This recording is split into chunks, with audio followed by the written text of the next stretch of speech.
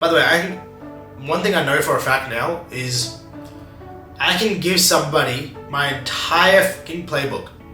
My entire playbook, like every strategy I'm working on, everything that I'm doing. And 99.999% of you guys, you won't be able to copy it or replicate it or beat it. You might be able to innovate and do it in a different way, but you're not going to beat me in my own game. It's just not going to happen because I will work my ass off to outwork you.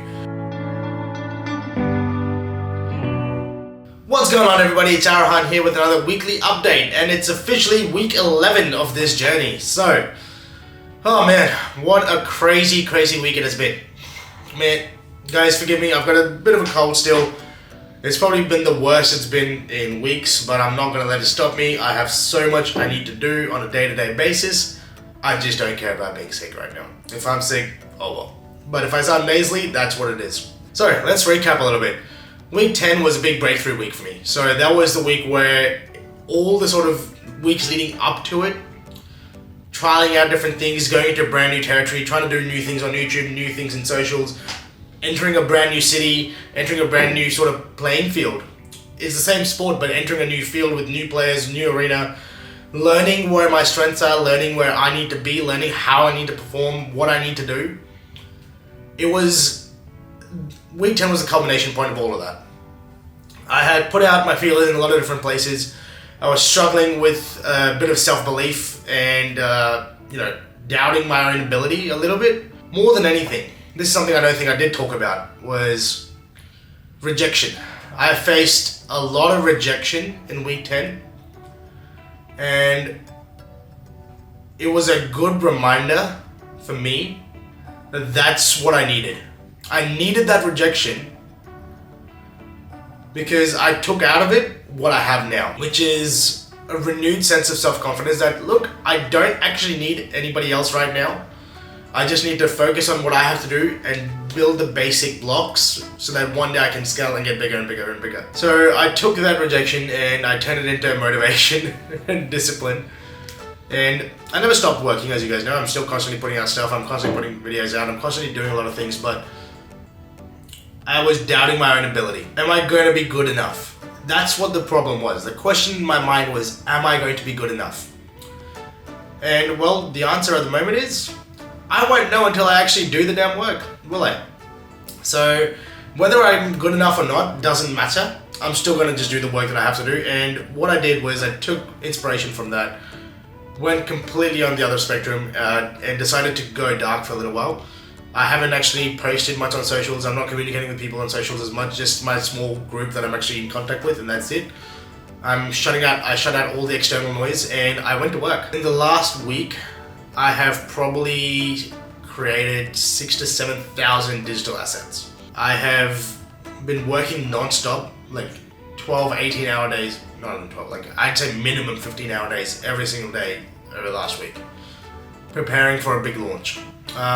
I decided to double down on myself and my vision. I had to clear up my vision, but yeah, I'm feeling so relieved is the word, that I finally have the permission to do what I need to do. It sounds crazy, but sometimes you need that validation from other people, but in reality you only actually need the validation from yourself, and you didn't realize that until you actually did give it to yourself. I had to remind myself that this is the struggle, buddy. This is the struggle, and I'm only 10, 11 weeks in, and I can see why so many people fail at entrepreneurship and wanting to build a business and wanting to do things, because it is so mentally exhausting. I mean, I do have a lot of other burdens as well. Like, I've got 3 kids, I've got a family to support, everything. I've got my parents living with me as well. So there's all of those burdens. So it does weigh on you a bit because I need to make sure that at least they're taken care of. But I started to revise my thinking and figure out, okay, what do I need to do in the short term? What do I need to do in the mid-term? And what do I need to do in the long term? I sat down and really had those hard conversations with myself going, Aaron, you really haven't done what you're supposed to do. And you know what you need to do. You're stopping yourself from actually doing the work because you're afraid that you might fail. I was feeling like I was going to fail, and that fear was holding me back subconsciously. And now, when all that rejection came through, not just from one source, but like from multiple different sources, it actually just affirmed that, hey, this is about as bad as it can get. Like, cool, it is what it is. It gave me the sort of courage to go, shit, that's right, it's not gonna kill me. It's not gonna hurt me. It's not gonna stop me. So, I might as well go balls to walls and just dominate. So that's what I'm trying to do now. That's the single-minded goal. It's to make my presence known and in a big way. And I am worked in a big capacity to do this. But the content that I'm consuming, every single person that I consume content from, and what I fill my brain with is, you need to do more. Like, you can do a lot more than what you're capable of.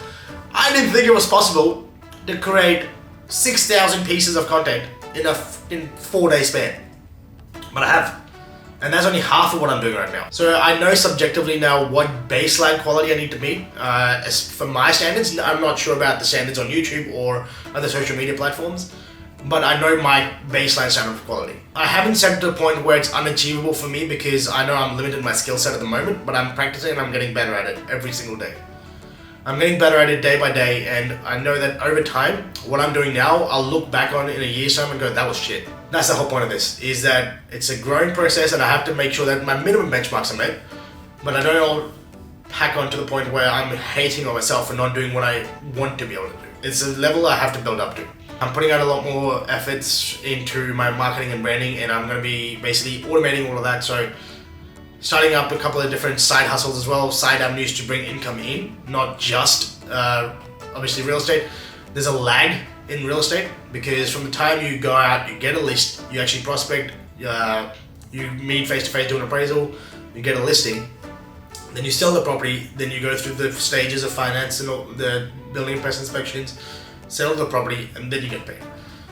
Typically, it can be anywhere from, I'd say minimum about 2 to 3 months, and it can go all the way up to 6 to 8 to 9 to 12 months, sometimes even longer. Real estate is a long-term game, and that's my passion, so that's what I enjoy doing alongside business and YouTube. And I'm actually going into the more business on entrepreneurial space as well, while also working in real estate, because that's how I feel like I can build my real estate business better. Told you guys last week, I've gone back to study as well, so I'm upgrading my skill set and my knowledge in the local regulations and rules and all those things, so that the moment I talk to someone, they know that I do know what I'm talking about. I've got a pretty good idea of what I'm talking about. I'm pretty confident in what I know and what I don't know. Well, I mean, what you don't know, you don't know. But what I do know, I know bloody well. So when I talk to clients and when I talk to possible vendors, I know what I can put to them. I know what I can back it up, and I've got the proof to build it and show it that I can walk the walk. So week 11 was just a whole lot of deep work. It was really good for me to know that when I dial into those mind frames, I really can. And if I can do it, so can you. So I'm hoping that, if you're an entrepreneur out there, you're struggling in your journey, and it's tough, it's mentally draining. We're all going through that same thing, guys. So you're not in it alone. Reach out to me. I'm happy to chat to you anytime. I'd love to connect with more like-minded people, because the more you surround yourself with people who are doing the same thing that you are, or at least heading the same direction that you want to go, I think the better off you'll be. Because at least you can push each other and promote each other and actually help guide each other along the right way. The other thing I'm going to say is I actually had a really good conversation with a friend yesterday where we're both heading in the same trajectory. We both want to achieve the same things. He's in a different location. He's back home in Adelaide. A lot of people look at competition and look at it in a negative way. I always competed with him from the day we both joined the company together. We both done the same things. But I don't look at his successes as a loss for me. And he doesn't look at my wins as a loss for him. When he sees me winning, he's proud of me. And when I see him winning, I'm proud of him. You know why? Because a win for him is a win for me. Yes, I'm going to compete with him. I'm going, bro, I'm going to trump you this time. But that's the whole point of it, is that it's healthy competition because you know it's coming from somebody who actually genuinely wants to see you succeed as well. You have to surround yourself with those type of people. Stop letting all the negative nonsense in. Stop letting all the negative thoughts in. It's going to happen, but you have to learn to shut them out. For me, it was actually just starting to actually do the work again. Actually putting in the ridiculous amount of effort that I used to. And giving yourself the permission to fail. Giving yourself the leeway to not be good enough, but know that you're going to keep working at it. Because the more you keep going, the better you get. The more reps you do, the better you get. The stronger you get, the faster you get, all those sort of things. So week 11 was, it was a fun time. It's been a great week. I have been super productive this week.